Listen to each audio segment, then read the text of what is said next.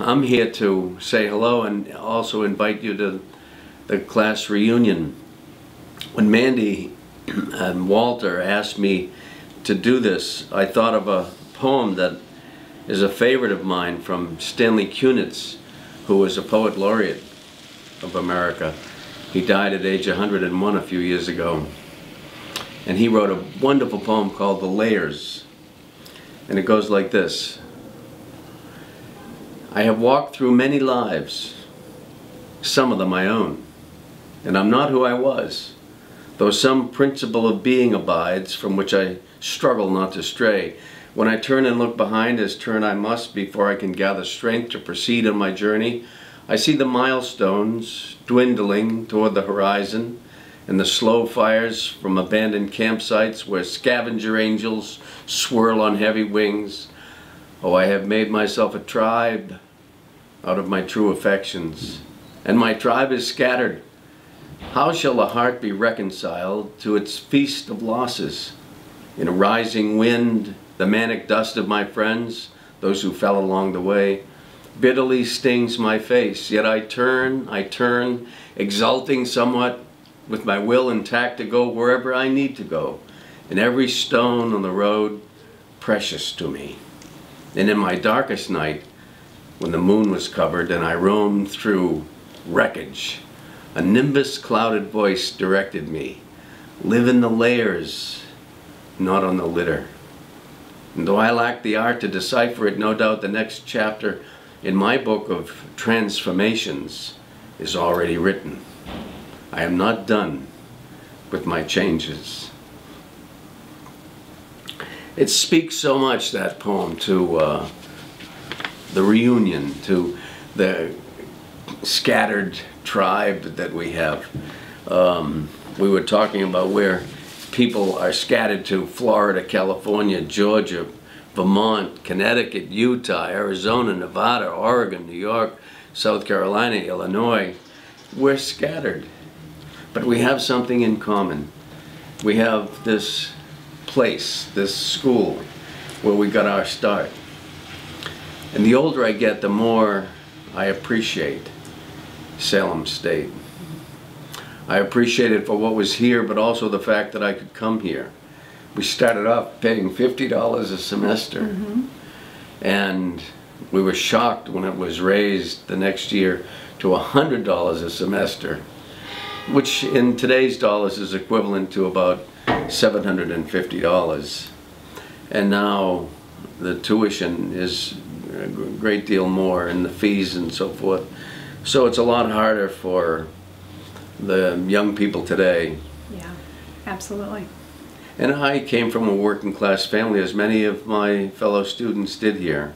And there was no way I could have gone to a school where I had to pay the tuition that was even that at that time. But now, of course, it's amazing what people are spending. So I'm very appreciative of the education I got here, but also of the fact that I didn't have to go into a great deal of debt.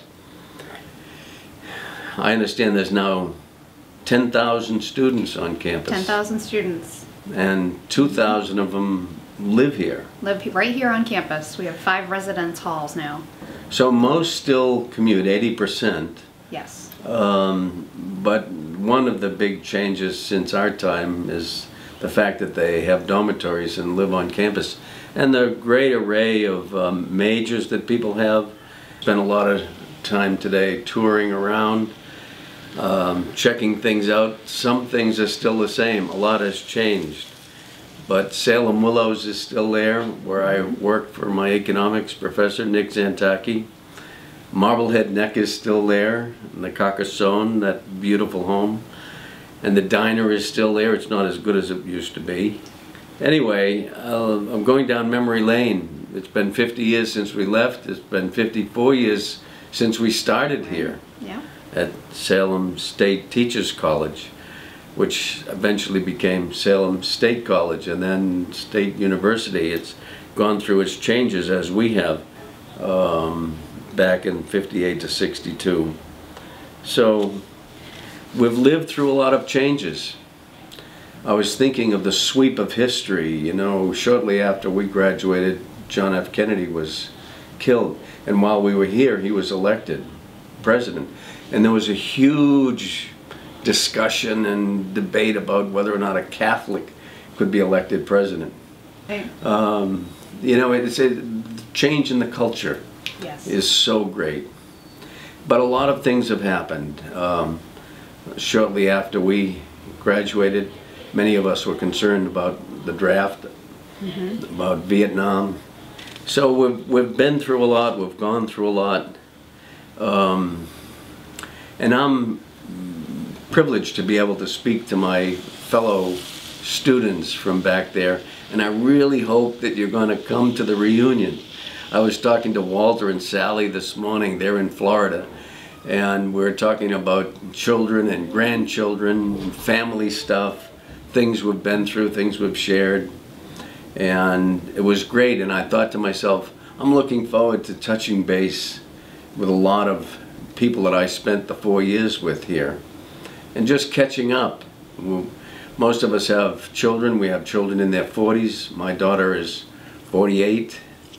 My grandchildren are 24 and 21 years old now, both graduating from Hampshire College, where my son-in-law was spending $100,000 a year for their tuition for two of them.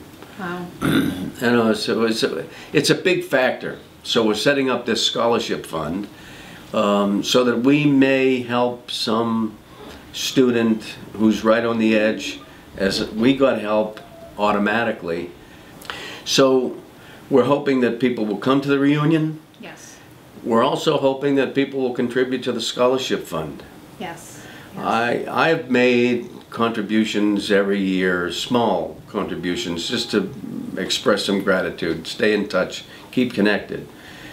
But this year I'm going to make a significant, for me, significant contribution of $1,000 to a fund to provide a scholarship so that we can feel like we're leaving some kind of legacy. We think of that at this stage of life. Yeah. You know, Reflection. out of 225 members of our class, there are now 186, I think. 186, yes. And that's like 37 of our classmates have died. And none of us is going to live forever. And so part of what we think about, those of us that are into their 70s now, part of it has to do with the whole idea of legacy. What are we going to leave behind? So I'm glad to be part of this process, having a reunion, Yeah. and trying to create a scholarship fund that will be significant enough that it'll matter to somebody. And I hope you will be able to contribute. I know it's a lot to ask, but this is the 50th. It happens one time. For me, it's a big deal. 50 years. I wonder, how did that ever happen? Where did those years go? And I look back and I have an increasing sense of gratitude, appreciation for what Salem State gave to me in my life.